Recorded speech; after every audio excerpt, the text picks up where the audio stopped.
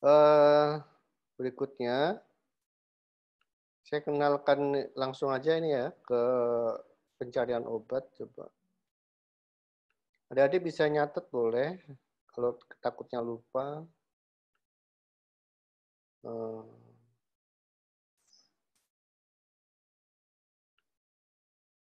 Coret-coret aja gitu ya. Udah lihat ini saya di halaman dax.com? Sudah? Sudah, Pak. Sudah, oke.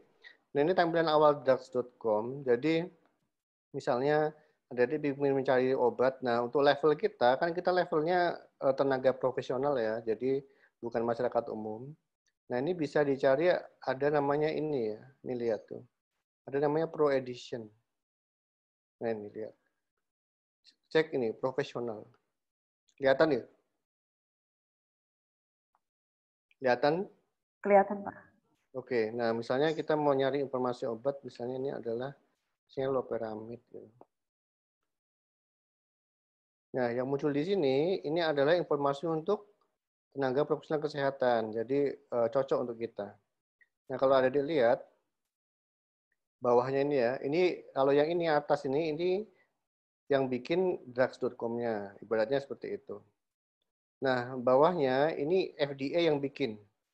Jadi halaman bawahnya ini FDA, ini FDA yang bikin. Jadi informasi terkait leaflet asli dari loperamid dari FDA ini tulisannya. Kemudian ada lagi nih ya, lihat di bawahnya ini.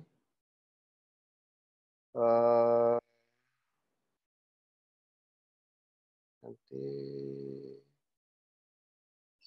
masih banyak ya, coba entar berikutnya. Saya mau nyari ini loh, AHFS. Nah ini nih. Berikutnya yang bagus juga selain FDA ini AZ Drug Fact. Ini juga bagus sekali ya. Kita klik. Satu lagi adalah yang AHFS. Jadi tiga itu. Jadi si siapa? Si Drugscom itu dia merangkum berbagai database untuk masuk ke dia. Micromedex juga bagus, boleh kita nanti klik.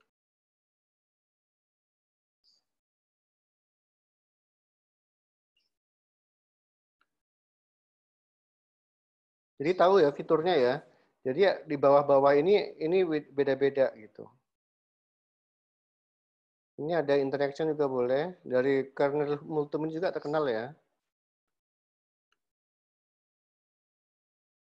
Ini juga terkait ke penyakit juga kernel Multimin ini bagus. Ini kalau mau compare, tapi saya belum pernah pakai.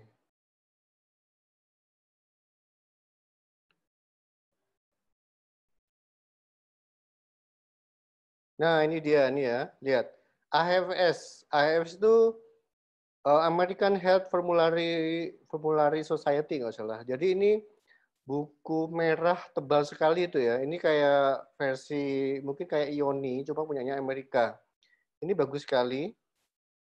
Nah ini wajib adik-adik buka ketika membahas informasi obat.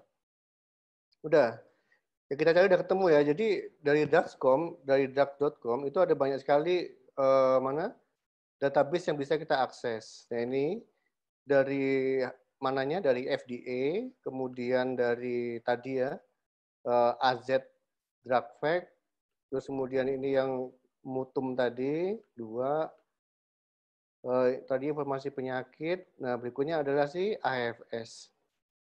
Nah apa bedanya ini dengan si drugs.com biasa? Kita lihat ya, kita mulai dari yang AZ dulu aja ya. Dari yang tadi ini FDA ya. Ini FDA, ini AZ, oke. Nah, ada apa di sini? Saya ambil contoh yang ini ya, yang AZ Drug Fact ya, and comparison. Informasinya apa aja? Ingat di sini ya, dia udah yang di profesional. Pertama, sebetulnya sediaan, oke ya. Dia mengandung apa aja, terus dia apa sorry, tersedia dalam bentuk apa aja. Ini ada bentuk oral, ada bentuk larutan dan lain-lain. Ini merek di Amerika, Imodium pun kita ada ya. Ini mekanisme aksi ya, atmanya. Nah, adik-adik bisa lihat di sini, ada indikasi, tahu ya, indikasi itu ada dua, ada yang on label atau yang off label. On label itu indikasi resmi yang disetujui FDA, dia adalah untuk si diare. Nah, diare kalau di Amerika itu juga ada juga yang buat OTC, jadi ada juga Imodium yang buat OTC. Indikasinya adalah disetujui ini, kalau yang buat resep, ini resep, dia lebih lengkap biasanya. Jadi termasuk yang ke IBD atau diare atau yang lain-lainnya gitu.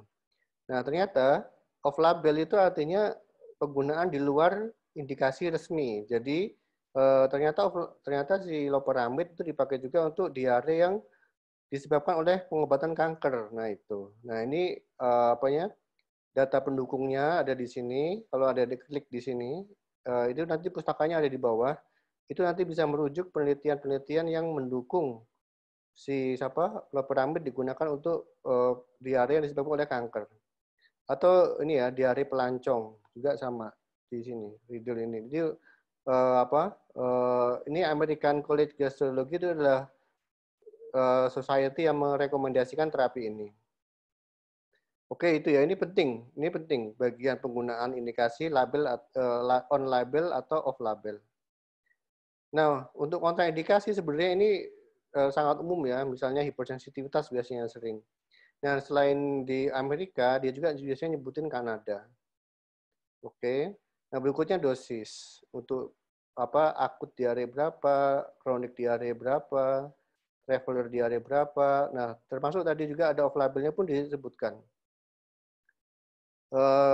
Dan ini pun ada spesifik ya, diare karena neratinib atau diare karena irinotecan. Nah, neratinib sama irinotecan itu adalah obat kemo yang menginduksi diare, dan ini udah diatur juga berapa pemakaiannya gitu.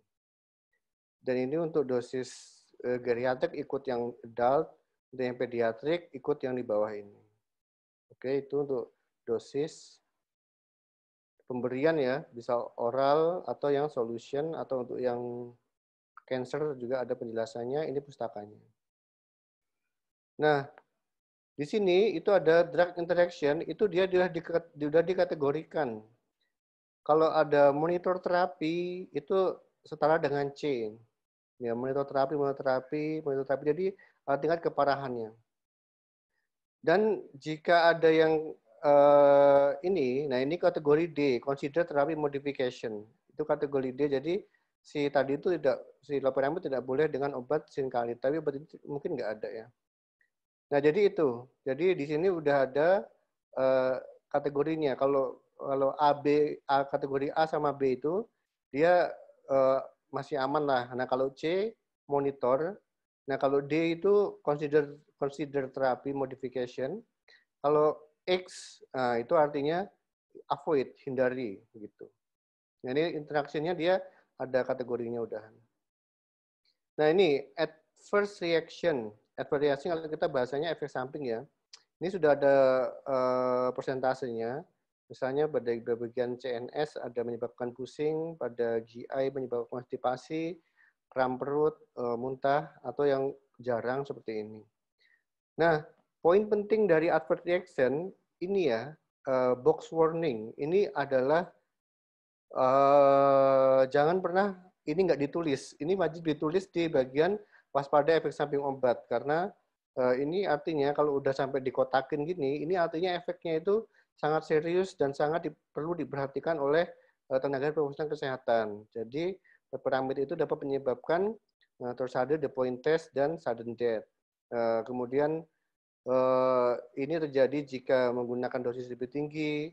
Kemudian ini ya, kontraindikasi untuk pediatrik kurang dari 2 tahun dan sebagainya. Jadi ini wajib tertulis karena ini adalah peringatan kuat dan ini harus diperhatikan. Oke, itu ya makna dari box warning, dan biasanya box warning juga ini muncul di atas pertama kali sendiri. Kalau ini nggak ada di bagian FDA, nah dia muncul ya, tuh. Muncul pertama sendiri adalah both warning, sama intinya. Ada terus ada the point test, sudden death, kemudian ini. Ini artinya penting sekali untuk diperhatikan oleh kita. Nah itu. Ya lanjut. Nah selain dari tadi itu, selain dari adverse reaction yang dalam bentuk persentase ini juga perhatikan, ada warning precaution. Nah, ini pun sudah merujuk ke efek samping juga. Jadi artinya, efek samping yang tertulis di warning precaution, ini artinya ini ya, udah disari dari sedemikian. Jadi efeknya itu serius. Kalau ini dizziness mungkin kurang ini ya, kurang serius. Maksudnya masih bisa ditoleransi dan tidak semua terjadi. Nah, kalau yang ini bisa terjadi dan walaupun jarang, tapi ini perlu kita perhatikan. Nah, kalau sudah di sini masuk ke bagian warning precaution terkait efek samping, ini wajib kita tahu, ya. Jadi pertama apa aja terkait topiramid, ternyata dia bisa juga menyebabkan alergi yang berupa anafilaksis. Kemudian pada efek CNS, dia menyebabkan kantuk atau pusing, yang bisa mempengaruhi fisik atau kemampuan mental. Sehingga ini ya diberi peringatan dalam ketika dia membutuhkan keawasan tinggi dalam misalnya mengendara atau mengoperasikan mesin, itu harus disampaikan. Kemudian untuk GI sama tadi ya seperti ini. Nah tadi box warning diulang lagi di sini. Nah itu jadi menyebabkan terus ada point test, sudden death, kemudian umur 2 tahun.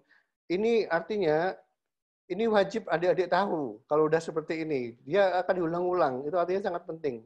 Jadi leperam itu tidak boleh untuk pediatrik yang 2 tahun. Ini dapat menyebabkan aritmia jenis terus point test seperti ini. Ini wajib tahu. Jadi ternyata juga pada pasien, misalnya kok dia memiliki QT prolongation, ya itu nggak boleh karena dia akan terkenal lebih tinggi jika dia mengonsumsi obat loperamid ini. Nah, selain itu, selain dari efek samping, ini kalau di kita mungkin nyebutnya sebagai kayak kontraindikasi ya, artinya perlu perhatian ketika ada orang memiliki penyakit ini. Nah, itu apa aja? Pasien AIDS sama yang ada gangguan hepatik gitu, karena menyebabkan penurunan lintas efektivitas pertama sehingga mempengaruhi CNS, kemudian untuk yang pasien AIDS bla bla sedemikian. Jadi ini adalah pengetahuan baru yang mungkin tidak ada di ISO apalagi di MIMS ya. Jadi tidak muncul ke sana. Nah, untuk yang bagian concurrent drug, nah ini adalah drug interaction yang sesuai saya jelaskan di atas tadi. Nah, untuk special population, untuk orang geriatri atau pediatri, sama yang pediatri tidak boleh seperti itu. Dan termasuk larinya ke bentuk sediaan. Jadi ternyata di loperamid itu, dia biasanya mengandung benzyl alkohol. Nah, benzyl alkohol ini ada keterangannya jika misalnya bla bla bla dia bisa menyebabkan sindrom gasping atau yang berciri dari acidosis metabolik, distress respiratory. Nah, adik-adik jika ingin tahu bisa cek di AAP 97 atau CDC 82. Dia udah menjelasin bahaya dari benzyl alkohol. Nah, artinya jika obat ini tidak boleh untuk neonatus, jadi untuk bayi 28 hari dia tidak boleh. Artinya seperti itu karena dia mengandung benzyl alkohol. Lain-lainnya itu ini tergantung obat, bisa misalnya gini. Jika diare ternyata lebih lama dari 2 hari, segala macam seperti itu. Oke ya, yang lainnya sama. Ini ada risk factor untuk itu apa? Kehamilan dan sebagainya. Oke, dari sini ada pertanyaan, silahkan ada komentar.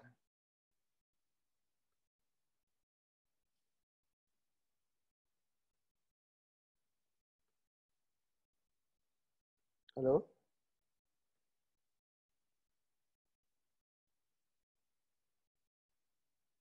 Halo, mana suaranya? Iya, Pak. Pernah pakai yang fitur ini belum? Siapa ini? Si Alivia ya? Ini sih Alivia, Pak. Iya, belum pernah, Pak. Belum pernah.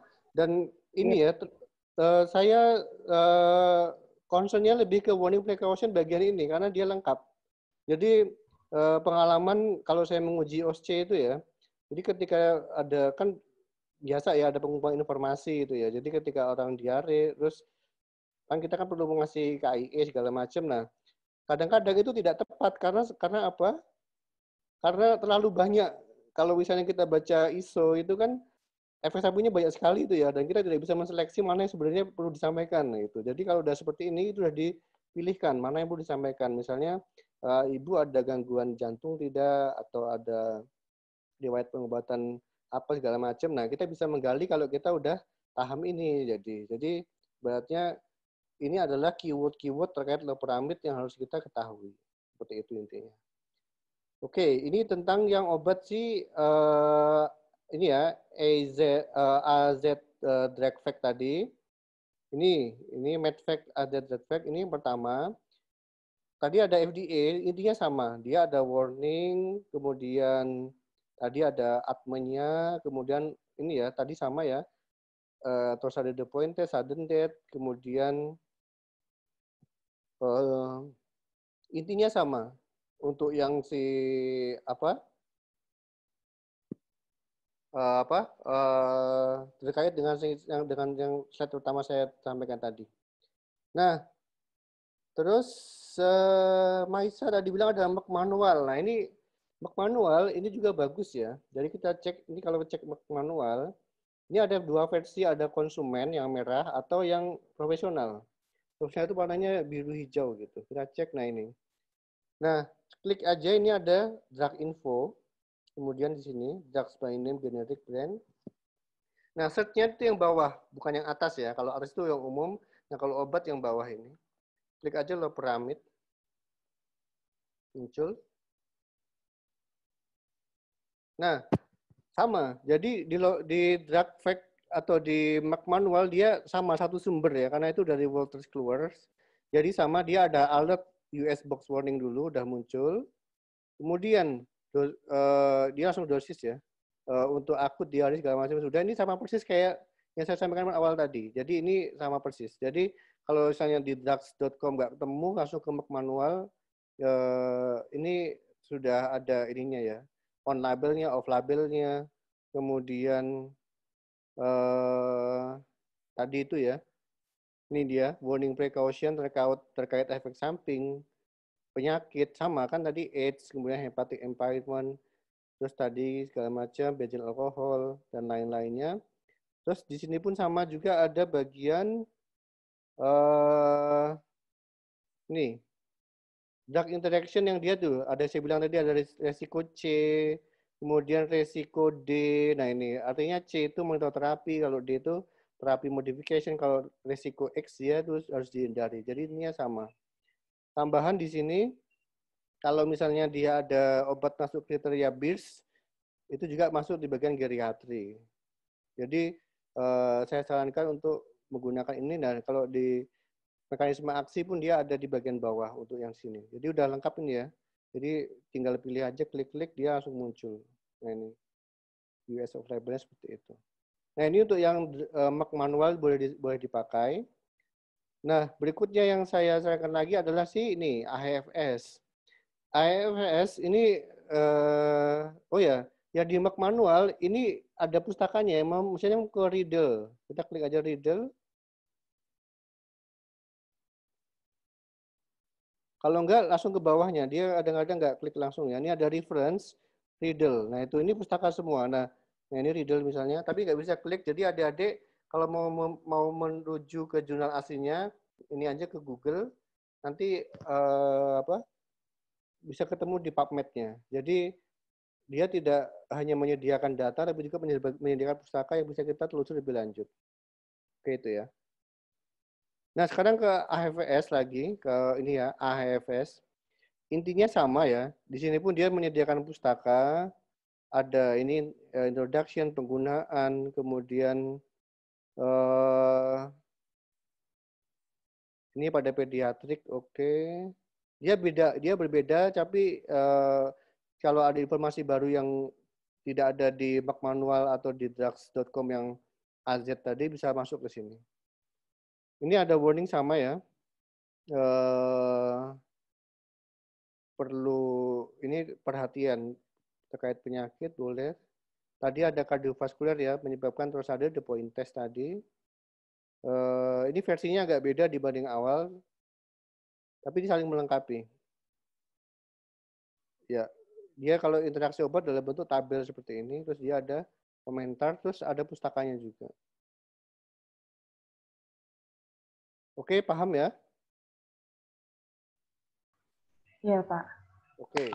Nah, dari sumber pustaka obat kita udah selesai, bisa digunakan AZ, kemudian Medvac, kemudian ada SIMAK manual, ini sama, terus dari FDA, atau satu lagi dari si AFS. Ya, oke, saya tutup. Ini tadi yang multum tadi ya.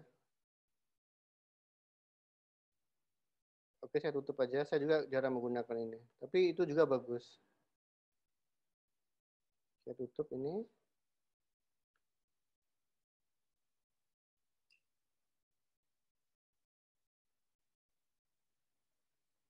Ini apa ini? Bentar ya.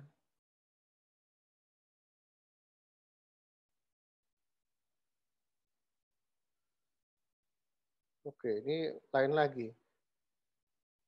Oke, oke, oke.